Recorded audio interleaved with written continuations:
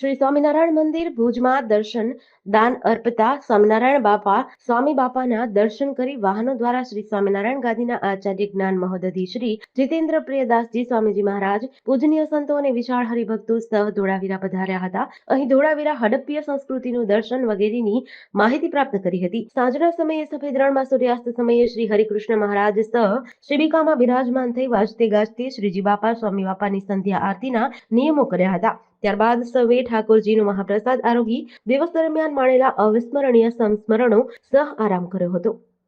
મણિનગર શ્રી સ્વામિનારાયણ ગાદીના આચાર્ય જ્ઞાન મહોદધિ પરમ પૂજ્ય આચાર્ય શ્રી જીતેન્દ્રિય પ્રિયદાસજી સ્વામીજી મહારાજના પાવન સાનિધ્યમાં કચ્છમાં હડપ્પીય સંસ્કૃતિનું જે પુરાતન નગર એવા ધોળાવીરામાં આજથી ત્રિદિવસીય સત્સંગ શિબિર એનો પ્રારંભ થયો અને પરમ પૂજ્ય આચાર્ય સ્વામીજી મહારાજે તીર્થ સ્થળોએ પધારી અને એને તીર્થત્વ બક્ષ્યું હતું.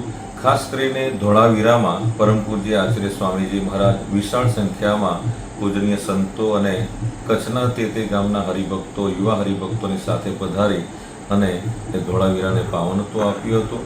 ધોળાવીરામાં હડપ્પીય સંસ્કૃતિ લગભગ 1700 વર્ષ સુધી એ ખૂબ જ એ નગર ફૂલ્યું ફાલ્યું હતું અને એના અવશેષો વગેરે જોઈને આપણને પણ એક ગૌરવ થાય કે આવી સંસ્કૃતિ આ કચ્છની અંદર એના દર્શન કરી અને આપણે ખૂબ જ ગૌરવ અનુભવીએ એવી ધોળાવીરાની સંસ્કૃતિને ત્યાં પરમ પૂજ્ય આચાર્ય સ્વામીજી મહારાજે પાવનત્વ બક્ષ્યું હતું. અને સાંજના સમયે સફેદ રણમાં પરમ પૂજ્ય આચાર્ય સ્વામીજી મહારાજે શ્રી હરિકૃષ્ણ મહારાજની સંધ્યાઆરતીના નિયમો વગેરે ઉજવ્યા હતા અને મોટી સંખ્યામાં એમાં યુવા મિત્રો સંતો બધા સામેલ થયા હતા. જય સ્વામિનારાયણ.